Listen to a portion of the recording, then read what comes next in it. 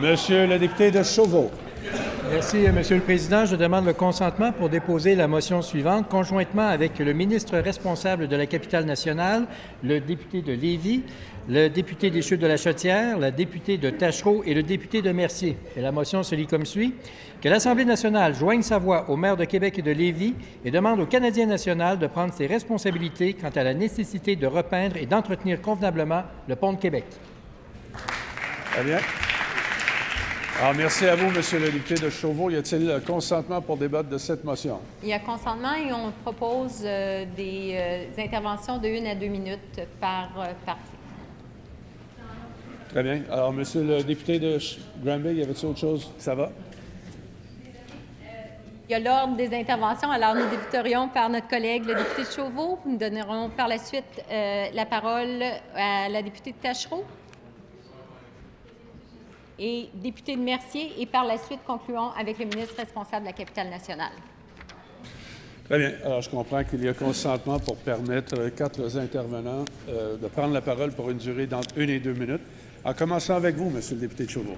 Merci bien, Monsieur le Président. Alors, c'est avec beaucoup de plaisir que je prends la parole pour défendre le pont de Québec. Le pont de Québec, pour moi, Monsieur le Président, pour notre formation politique, ça fait partie du patrimoine de la Ville de Québec, dont les gens de Québec doivent être fiers.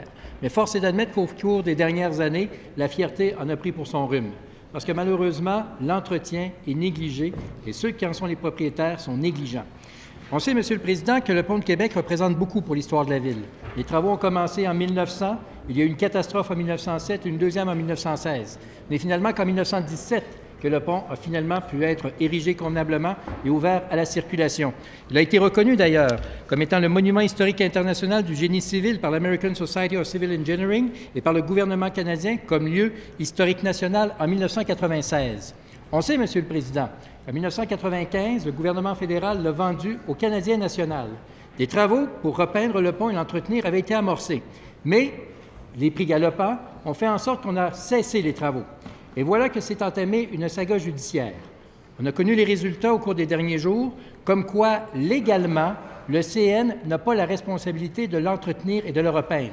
Mais, Monsieur le Président, il y a l'aspect légal et il y a l'aspect moral. Le CN est propriétaire du pont de Québec.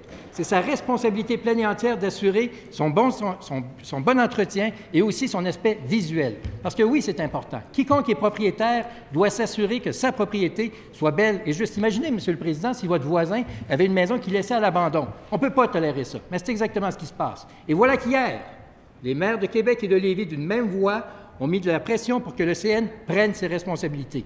Monsieur le Président, il en va de l'honneur et de la dignité des gens de la région de Québec, de la Rive-Nord comme de la Rive-Sud, et pour ne pas dire même de tout le Québec. Parce que le pont de Québec n'appartient pas uniquement aux gens d'ici, mais aux gens de la province au complet. Et il est temps que le CN assume pleinement ses responsabilités, comme le maire de Québec et le maire de Lévis l'ont si bien signifié hier.